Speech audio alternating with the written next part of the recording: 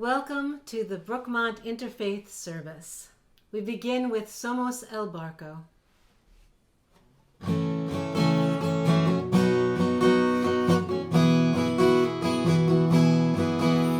The stream sings it to the river sings it to the sea sings it to the boat that carries you and me. Somos el barco, somos el mar. Yo navego en ti, tú navegas en mí. We are the boat, we are the sea. I sail in you sail in me. Now the boat we are sailing in was built by many hands, and the sea we are sailing on, it touches many sands. Somos el barco, somos el mar. Yo navego en ti, tú navegas en mí. We are the boat, we are the sea. I sail in you sail in me. Oh, the voyage has been long and hard, and yet we're sailing still, with a song to help us pull together, if we only will. Somos el barco, somos el mar. Yo navego en ti, tú navegas en mí. We are the boat, we are the sea. I sail in you sail in me. So with our hopes we raise the sails to face the winds once more, and with our hearts we chart the waters never sailed before. Somos el barco, somos el mar. Yo navego en ti, tú navegas en mí. We are the boat, we are the sea. I sail in you sail in me. I sail in you sail in me.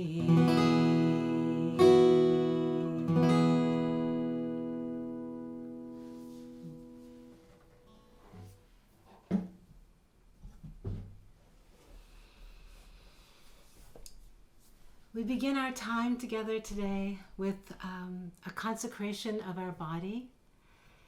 And the way we're going to do that today is with an awareness practice.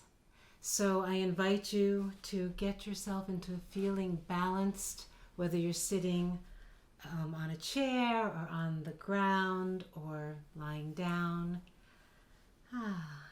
There we go. And keep that sort of a noble sort of feeling about your body. Your body carries your beautiful, beautiful soul. And now I invite you to allow your mouth to have a slight upturn, that which Thich Nhat Hanh calls a half smile. So it's just a gentle turn up. There we go. As he says, sometimes your joy is the source of your smile, but sometimes your smile is the source of your joy. And now, imagine you're breathing from your belly as if your lungs have dropped down into your belly. All right, take a few breaths like that.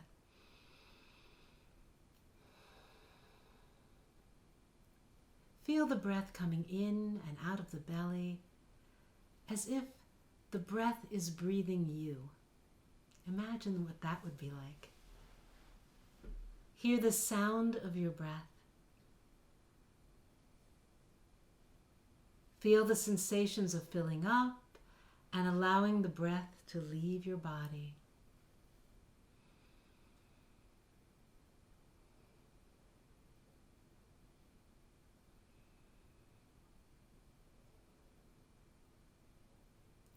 Now bring your awareness below the rib cage and into the rib cage. Again, notice the breath coming and going. Enjoy the ease of this, the natural ease.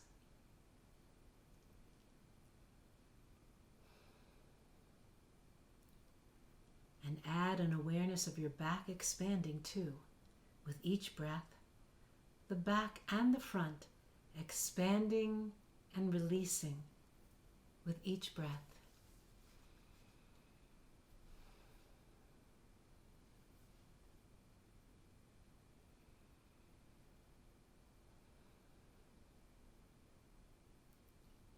Let's notice our breath entering and passing through the throat, and really enjoy how the parts of our body work together.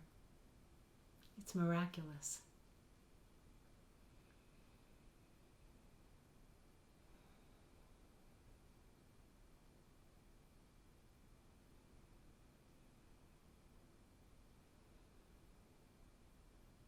And now include the nose in your awareness. Let the movement of your breath be like a beautiful wave coming in and going out, each part of the body in harmony with the others. How pleasant.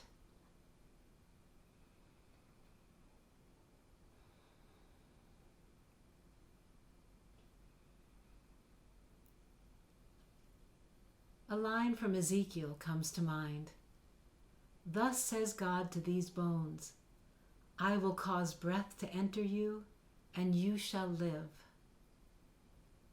Let's send this beautiful ebb and flow, this nourishing rhythm of the breath throughout our whole body, to all the bones in our body, from the top of our head to the bones of our feet. The breath strengthens. The breath nourishes.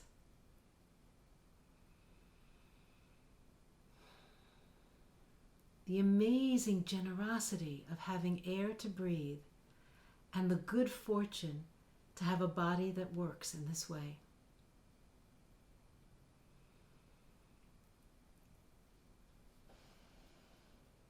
A few more breaths. Imagine strengthening yourself and nourishing yourself with this beautiful, amazing breathing motion in your body. From the top of your cranium all the way down to the bones in your feet. Shoulders, arms, fingers, spine, hip bones, thighs, knees, calves, shins, ankles, all those tiny bones, the feet and toes. Imagine them being nourished.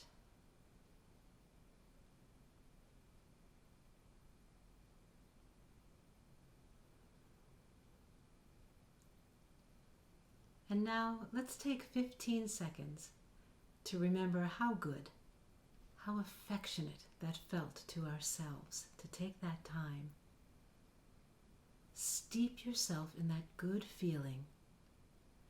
Dwell on it as a deep thank you for this body.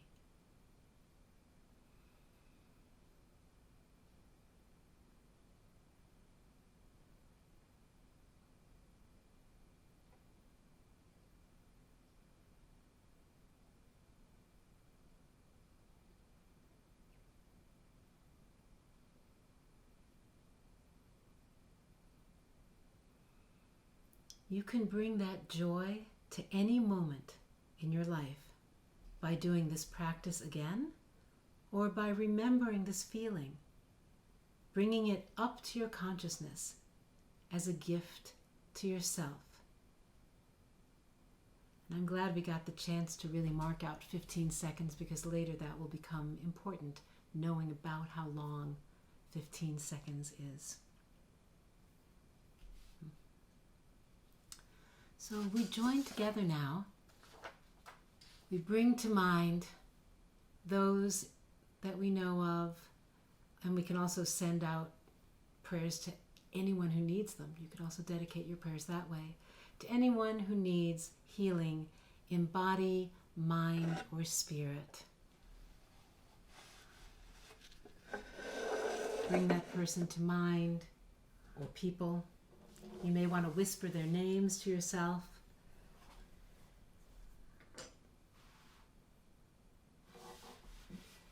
And we gather together to sing Mishaberach. Mishaberach Avoteinu Mikol HaBaracha Le'imotenu.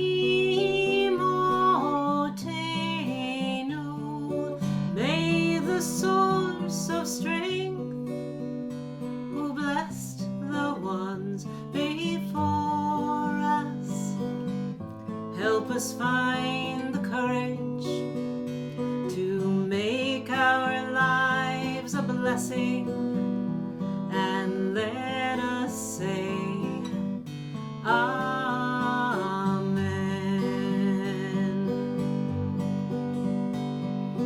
Mishaberach Imotenu Mikol HaBaracha Lavotenu. Bless those in need of healing with refuah shlema, the renewal of body, the renewal of spirit, and let us say Amen.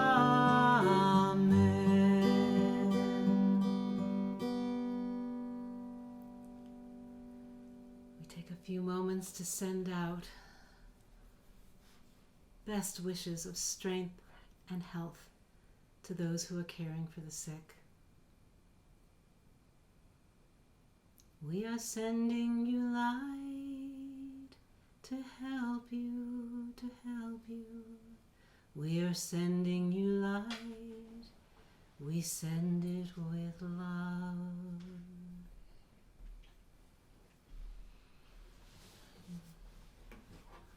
All right, so let's take a moment to really get ready for a learning, a teaching, something that I would really like to share with you this evening. It's a little long, and I would love you to have the wherewithal to follow.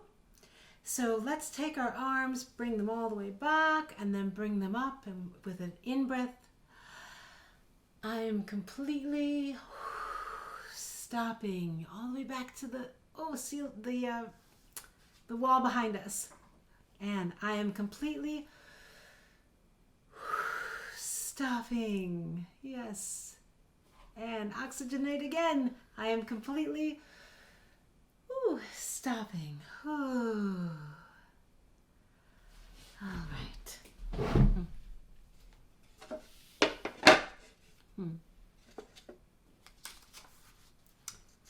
Well,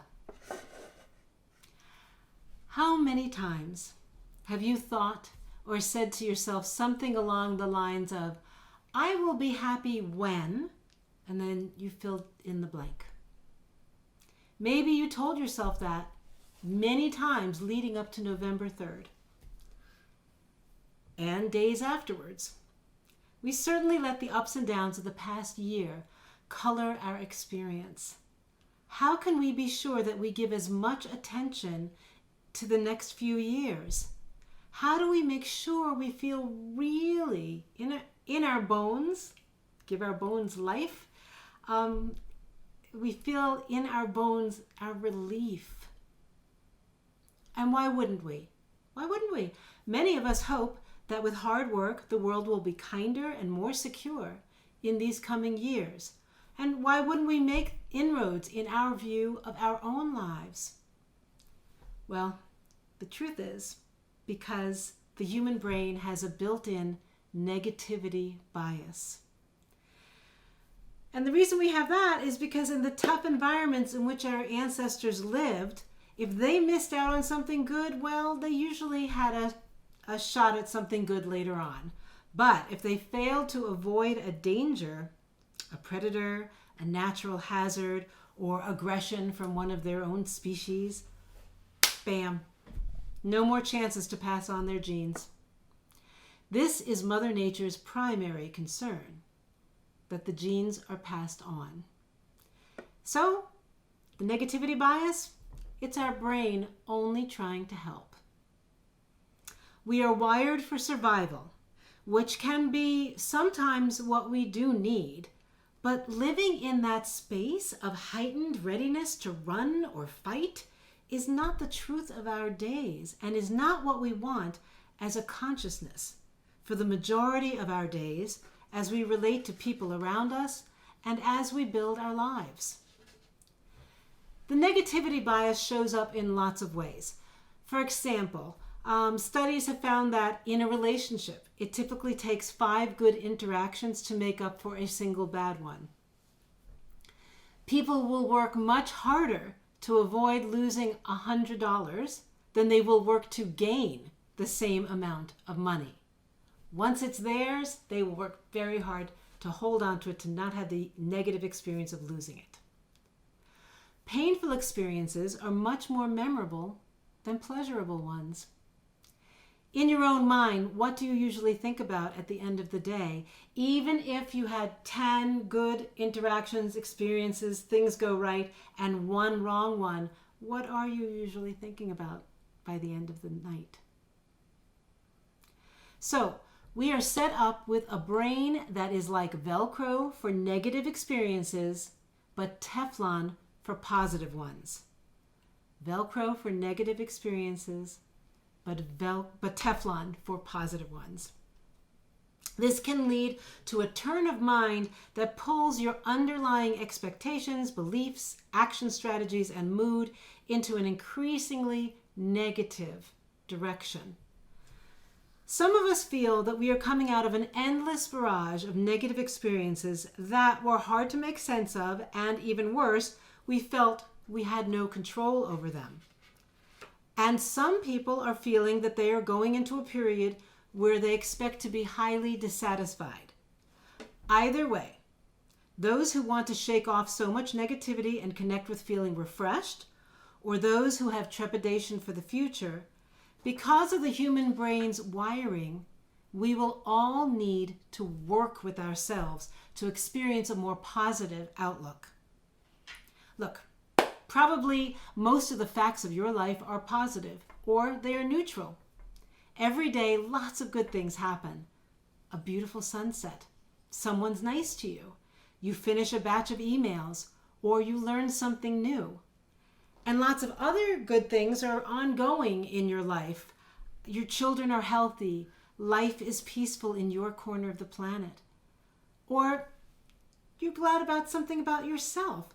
Personal qualities like determination, sincerity, fairness, kindness. Acquiring a big pile of negative experiences in your underlying memory banks naturally will make you more anxious, irritable, and blue. Plus, it makes it harder to be patient and giving towards others and to negotiate the compromises that help us all live with each other. So remember, in evolution, Mother Nature only cares about passing on genes by any means necessary. She doesn't care if we suffer along the way, from subtle worries to intense feelings of sorrow, worthlessness, or anger, or creating suffering for others. The result? A brain that is tilted against lasting contentment and fulfillment, unless we work on it. You don't have to accept the bias. By tilting towards the good and I mean by good, the practical sense of that which brings more happiness to oneself and more helpfulness to others, you can level the playing field. You'll see the tough parts of life. In fact, you'll become more able to change them or bear them if you tilt towards the good, since that will help you put challenges in perspective, lift your energy and spirits, highlight useful resources, and fill up your own cup so that you have more to offer to others. And then, tilted towards absorbing the good instead of positive experiences just washing through you like a water through sieve, they'll collect in your underlying memory deep down in your brain. In the famous saying, neurons that fire together, wire together, we find what's happening in our brains. The more you get your neurons firing about positive facts, the more they'll be wiring up positive neural structures. In Hebrew, the words that mean gratitude are hakarat tov, looking for the good. Taking in the good is a skillful way to improve how you feel, how to get things done, and how to treat others. In addition to being good for adults, it's great for children, helping them to become more resilient, confident, and happy. So here's how to take in the good. You look for the good. You look for good facts, things that are indeed happening, and you turn them into good experiences. Good facts include positive events like the taste of good coffee or getting an unexpected compliment, and positive aspects of the world and of yourself. When you notice something good, let yourself feel good about it. Try to do this at least a half a dozen times a day. There are lots of opportunities to notice good events, and you can always recognize good things about the world and yourself. You are reclaiming your resilience. Each time, take 30 seconds or so. If you want to, start with 10 seconds, then 20. We found out a little while ago what 15 seconds felt like. It wasn't burdensome at all, especially because we're thinking of something really pleasurable, which is what we'll be doing here. Slow things down for a few seconds. You can do that for yourself. The prize you will get will permeate your life because your brain mediates your experience of life. It can be private. No one needs to know you're taking in the good. You can do it anytime in daily life or at specified moments of reflection that you have set aside. Maybe while you're sitting with a cup of coffee. Could be while you're walking in nature or watching the kids on the playground or just before falling asleep, because the brain is especially receptive to new learning then. Notice if you have any reluctance to feeling good, such as thinking that you don't deserve to feel good, or that that's selfish, vain, a waste of time when you could be worrying or looking at Facebook. Or that if you feel good, you will lower your guard and let bad things happen. This is not how it works. Barriers to feeling good are common and understandable, but they get in the way of you taking in the resources you need to feel better, have more strength, and have more inside to give to others. So acknowledge the resistance to yourself and then turn your attention back to the good news. Keep opening up to it, breathing and relaxing, letting the good facts affect you. It's like sitting down to a meal. Don't just look at it and run away. Taste it, savor the good.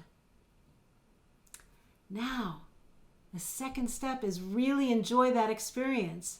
Now, most of the time, our good experiences are pretty mild, and that's fine. But try to stay with it for 20 or 30 seconds in a row instead of getting distracted by something else.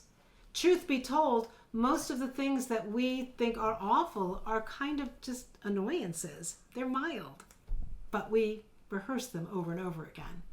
So let's let those mild good experiences stay with us. As you can, sense that the good experience is filling your body and make it into a rich experience. As Mark Lewis and other researchers have shown, the longer that something is held in our awareness and the more emotionally stimulating it is by us making it feel more alive, coming to it with presence, the more neurons fire and wire together, and the stronger the trace is in your memory. And remember, it becomes one of your underlying memories that affect your attitude towards everything. Let's practice. Now, there are 3 types of what we call savoring experiences. One is savoring in the moment, which we did earlier in the service with our body awareness. It can also be done with taking note of our surroundings in the moment, the sounds, the smells, companionable sitting with a loved one or with a pet, and other in-the-moment experiences. Then also, future events can be savored in pleasant anticipation of them. And now we're going to do the third one. It's exploring savoring a past event. Excuse me. All right. Past events are savored through reminiscing. The act of reminiscing helps us to remember past experiences that brought joy by reliving the past in the present moment. Knowing that the events of the past have ended can foster fondness in our remembering. Try to keep that feeling tone of fondness and gratitude in your reminiscing. If sadness that the experience ended shows up, just tell it to sit down and be quiet. You just tell it, it's not your turn right now. This is not what I am doing right now. Try this exercise to see how it works. Think back to a vacation or some moment that you particularly enjoyed. Try to remember all the different sensations you felt, the temperature, the sounds, the smells, the people around. Add details, more and more details.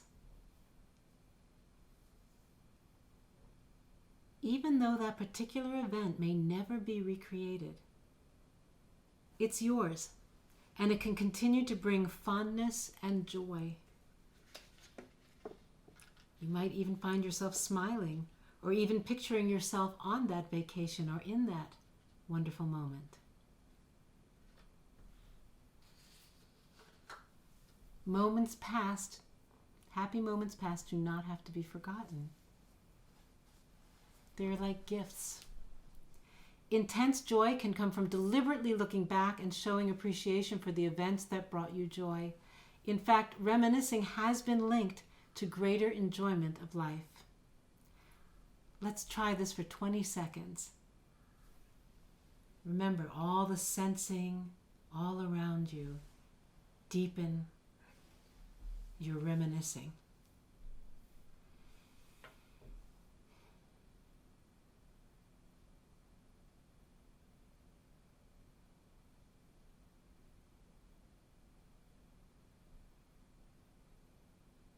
You might even want to try your half smile.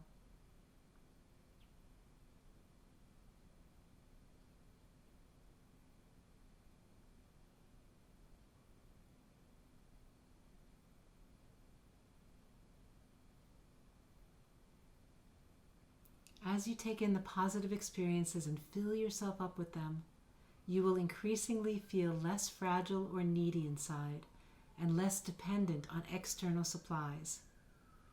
Your happiness and love will become more unconditional, based on an inner fullness, a turn of mind that looks for the good rather than on momentary facts.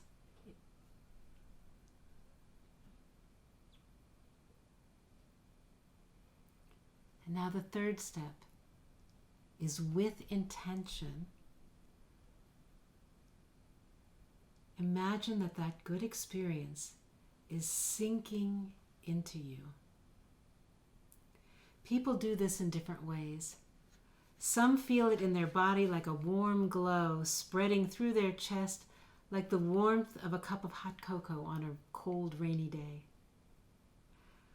Others visualize things like a golden syrup sinking down inside, bringing good feelings and soothing old places of hurt, filling in old holes of loss or yearning.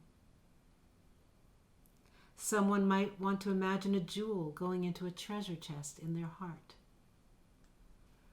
And some might simply enjoy knowing conceptually that while this good experience is held in awareness, its neurons are firing busily away and gradually wiring together.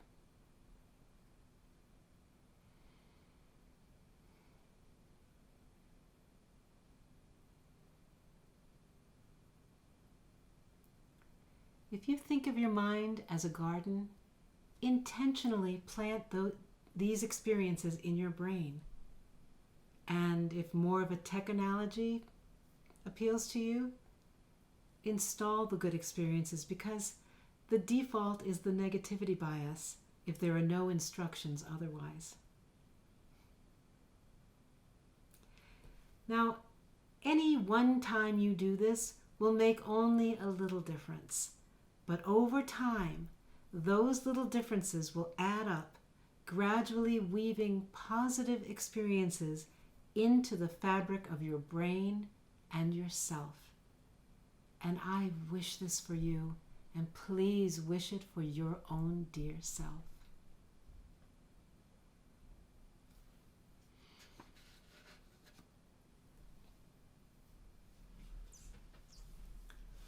If your eyes have been closed, go right ahead and open them up. You might want to take a few deep breaths to come back, and maybe even to seal the experience. And I would like us to pray together. In this prayer, we open ourselves to considering other ways of looking at things by inviting God to be, in a way, playful with us and surprise us. In speaking the response, God, surprise us again, over and over, we can open our hearts each time a little more to possibility and uplift and enjoy imagining being pleasantly surprised. So the response here is, God, surprise us again. And I'll do the lines, and then even though I can't hear you, you say the response with me. When we miss the beauty and the joy of earth's goodness, God, surprise us again. When we grow too accustomed to life's busyness, God, surprise us again. When the goodness of others gets lost in the rush, God, surprise us again. When our exhaustion outruns our strength, God, surprise us again. When the hope in our heart feels tarnished, God, surprise us again. When the call to serve others loses its flavor, God, surprise us again. When we search for the way home to you, God, surprise us again. When loneliness pursues us, God, surprise us again. When it seems the darkness will never give way to the light, God, surprise us again. When the troubles of others seem more than we can carry, God, surprise us again. When doing the work ahead, we motivate ourselves more through bitterness than love, God, surprise us again.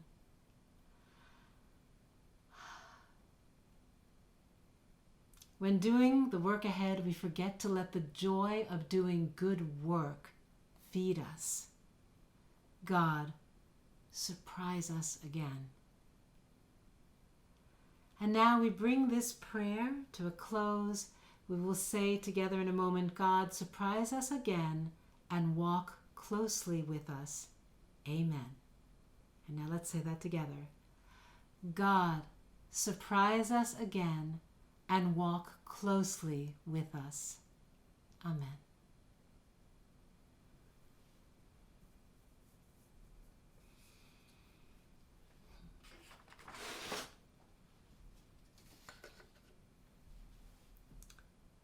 As we strive to bring our gifts to this difficult, beautiful world, let us never doubt the strength of our hearts nor the depth of our love for each other and our world. This little light of mine, I'm gonna let it shine. This little light of mine, I'm gonna let it shine. This little light of mine, I'm gonna let it shine. Let it shine, let it shine, let it shine. Sing along. Gonna shine that good in my neighborhood. I'm gonna let it shine. Shine that good in my neighborhood. I'm gonna let it shine. Gonna shine that good in my neighborhood. I'm gonna let it shine. Let it shine, let it shine, let it shine. Come on now. Gonna shine that light around the world. I'm gonna let it shine. Shine that light around the world. I'm gonna let it shine. Gonna shine that light around the world. I'm gonna let it shine. Let it shine, let it shine, let it shine. Gonna shine our light on the people's plight. I'm gonna let it shine. Gonna shine our light on the people's plight. I'm gonna let it shine. Gonna shine our light on the people's plight. I'm gonna let it shine. Let it shine, let it shine, let it shine. Here's your last chance. Now, this little light of mine, I'm gonna let it shine. Whoa, this little light of mine, I'm gonna let it shine. This little light of mine, I'm gonna let it shine. Let it shine, let it shine, let it shine. Let it shine. God bless you.